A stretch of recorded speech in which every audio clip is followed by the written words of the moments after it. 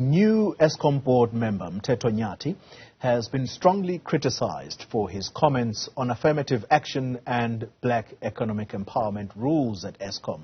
Nyati is reportedly against the policies, saying they are hampering the power utilities' performance. Let's discuss this now, and in particular the issue of affirmative action and BEE with Kganki Matabane, the Black Business Council Chief Executive, who joins us on the line. Mr. Matabane, thank you very much for your time. Let's pick up the discussion on the issue of procurement, which Mr. Nyati says is inhibited by these unnecessary empowerment rules. I want to quote him directly.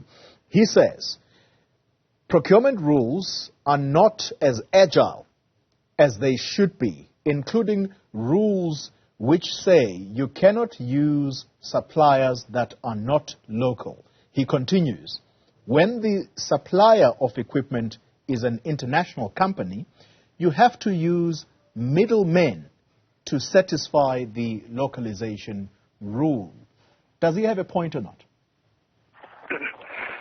Yeah, thank you very much for having us. I think firstly we've requested a meeting with the board of Eskom because we saw the article, and firstly we don't know whether he's speaking on behalf of himself or speaking on behalf of Eskom. So we just want to understand from the Eskom board whether this is their position.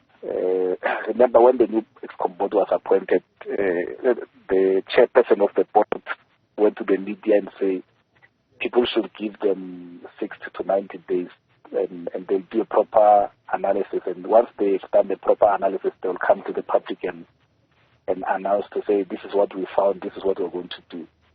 So we're basically taken aback because we wanted to give the Eskom board at the time as they requested. But we can't keep quiet when someone comes down and say we must do away with empowerment and localization, because I think there's a misunderstanding of the purpose of those legislations. So remember, again, in South Africa we are trying to empower the majority, unlike Europe and the US where they are empowering the minority. We are solving through those legislations. Government is trying to solve a problem. We've got 70% unemployment amongst young people. We've got around 40% general unemployment, and the reason why we encourage localization is that localization will create jobs here in South Africa, and then if you any other person, specifically those who are selling in state-owned enterprises, if you think any legislation is not working properly, either through implementation or maybe there's a flaw in the legislation, you don't encourage people not to comply with it. You comply with it while it's still there, and then institute a process of amending the legislation. So we'll have expected any person to this legislation is not properly done, let's change it and improve it, because you don't do away with the legislation because you don't like it. Because as I'm saying, we're trying to solve the issue of unemployment, we're trying to solve economic growth, we're trying to empower people in South Africa who through the years have been excluded, and at the moment they are still excluded. Yeah. 70% of the JSE listed companies of the spend is with big companies and white-owned companies. So I don't know where the black companies are coming in there, because they are still marginalized as we speak. Corruption is also another black issue. We were always saying that people who are corrupt must be dealt with, but it was surprising that the utterances did not mention anything about wide corruption of Mackenzie's and others that has been proven by the Zondo Commission. Yeah. Mr. Matabane, unfortunately time is against us, so I'm going to ask you one final question. And I completely understand where you're coming from in that we need black executives in these companies, I suppose more so in state-owned companies in order for there to be a balance. But again, I revert to this question where I quoted Mr. Nyati and the comments that he said, because, by the way, I did try to get him on the show, and he simply said he's unavailable, but he stands by what he has said. So on the face of it, it would appear that these are indeed his stance on the matter. As to whether or not the board is with him, that's the story that you're going to get when you do finally meet with them. But here is another issue, or perhaps let me raise the question differently.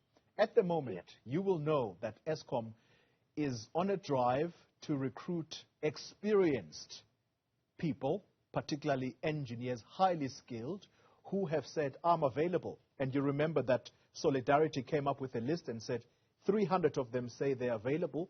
And what we know today is that I think about 18 of them have since been recruited back into Eskom.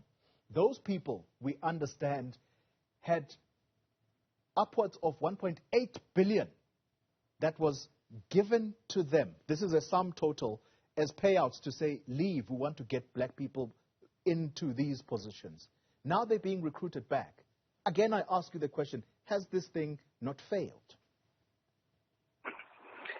Yeah, I think it's just what you are saying, we don't have much time. The issue is that the problem may just be the implementation.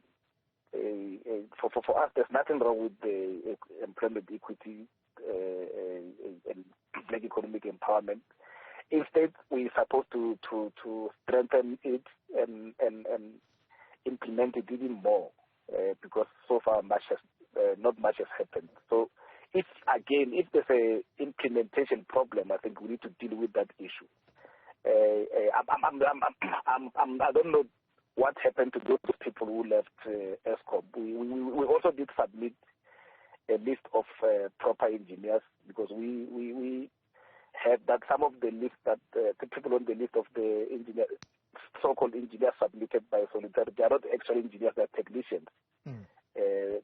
Some of them, or most of them, have got matric and experience. Mr. Matabane, unfortunately, I have to interrupt you. Hopefully, we'll get you into studio next time and we'll have much more time to discuss this matter, because it is quite an important one. Unfortunately, for now, we're going to have to leave the conversation there. Kganki Matabane, CEO of the Black Business Council.